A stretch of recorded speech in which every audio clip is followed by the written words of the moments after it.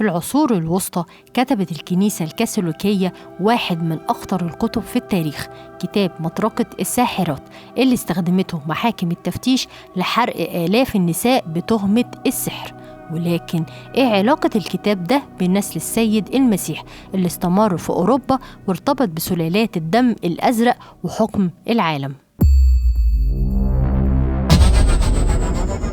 كتاب مطرقة الساحرات واسمه باللاتينية ميليوس ميلفيكاروم اتكتب في العصور الوسطى عام 1486 على ايد 2 من الرهبان الدومينيك، هنريش كرامر وجاكوب شبرنيجر، وتوافق على الكتاب من بابا روما إنوسنت الثامن. فأصبح الكتاب معتمد من الكنيسة والدستور الرسمي لمحاكم التفتيش اللي أقامتها الكنيسة في الوقت ده للقبض على النساء وإعدامهم بالحرق، ومات بسببه آلاف من السيدات في أوروبا، خصوصا في ألمانيا وفرنسا وإيطاليا.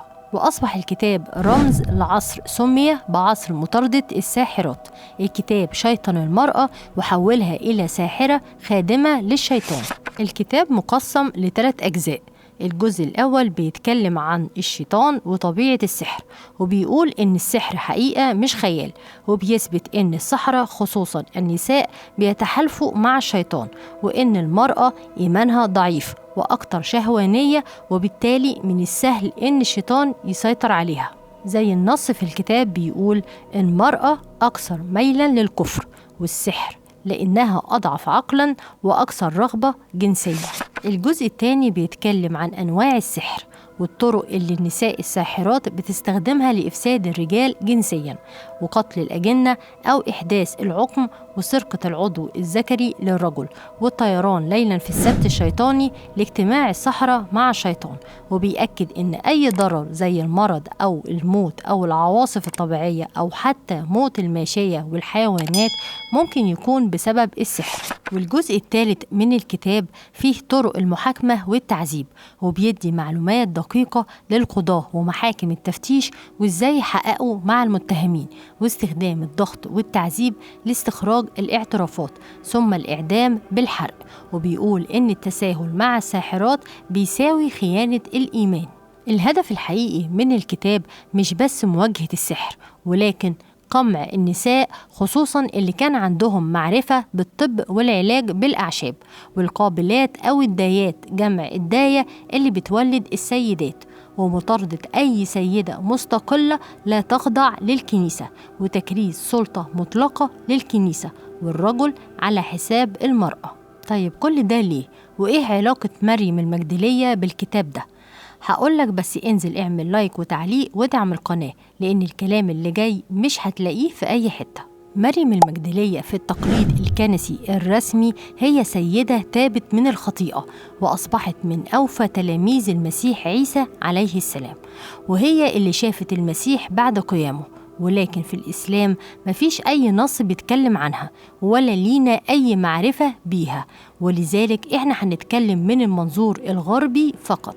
في الأناجيل الغنوصية الباطنية اللي الكنيسة أخفتها بتظهر مريم المجدلية كشخصية ليها مكانة خاصة ومن المقربين للمسيح، بل إن بعض النصوص لمحت إنها ممكن تكون زوجته، والبعض قال إنها كانت حامل من المسيح قبل عملية الصلب، وإن فيه نسل خفي استمر من خلالها، ومن هنا ظهرت أسطورة الدم المقدس. يعني الخيط اللي كان بيربط الكنيسة الكاثوليكية بمريم المجدلية هو محاربة الكنيسة لأي شكل من أشكال الروحانية الأنثوية المتمثلة في الأنثى المقدسة في صورة مريم المجدلية، اللي كان من الممكن تهدد سلطة الكنيسة اللي بتمثل الإله على الأرض. مطرقة الساحرات والأحداث اللي تمت أثناء محاكمات التفتيش ما كانتش مقتصرة على الساحرات فقط، ولكن الكنيسة طردت ولحقت وقبضت على المسلمين واليهود المتواجدين في دول أوروبا في العصور الوسطى لمحو كل صورة لشريعة دينية قديمة أو جديدة أو قداسة أنثوية تهدد سلطة الكنيسة. طب إيه علاقة أسطورة الدم المقدس أو الكأس المقدسة بمطاردة الساحرات وسر المجدلية؟ وصلوا الفيديو ده لأكبر عدد من اللايكات والتعليقات، لأن الكلام اللي جاي خطير وممكن يتحذف زي غيره. فكرة الدم المقدس بتقوم على وجود اعتقاد إن السيد المسيح كان له نسل من مريم المجدلية. والقصة بتقول إن بعد صلب السيد المسيح مريم المجدلية هاجرت لجنوب فرنسا وكان معاها السر، والسر ده إما الكأس المقدس اللي فيه دم المسيح، وإما نسل المسيح يعني الجنين اللي حملته من المسيح. وده السبب اللي خلى فيه اعتقاد باطني بيقول إن فيه عائلات ملكية أوروبية زي الميروفنجيين أصلهم بيرجع لنسل السيد المسيح. والسر ده لو ظهر هيهدم سلطة الكنيسة وهيمنتها على المسيحيين التابعين ليها، لأنها بتقول إن المسيح كان إله مطلق وملوش نسل. والمحافل الباطنية السرية زي فرسان الهيكل وغيرها كانوا بيعتبروا نفسهم بيحموا السر ده، والكنيسة كانت في صراع معاهم، لأن لو السر ده اتعرف سلطتها هتنهار. ولكنهم حديثا في بينهم اتفاقيات تحت الترابيزة لحكم العالم.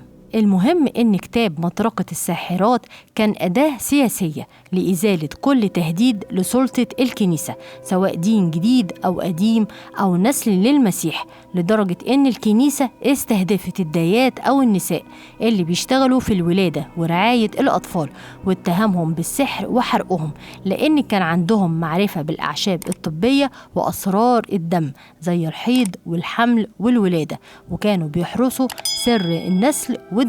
ودي النقطة الأخطر في الدم المقدس. فلو الأسطورة صحيحة ومريم المجدلية كانت حامل من المسيح، فالسر ده لازم الداية أو القابلة هتكون عارفاه، لأنها هي اللي بتقوم بعملية الولادة، فهي الحافظة للسر وتقدر تنقله من شخص لشخص. وعشان كده كان التركيز على حرق الدايات واتهامهم بالسحر، خصوصا في فرنسا وإيطاليا وألمانيا. يعني نقدر نقول إن مريم المجدلية هي الكأس أو الوعاء المقدس، والداية أو القابلة هي حارسة سر الدم والنسل.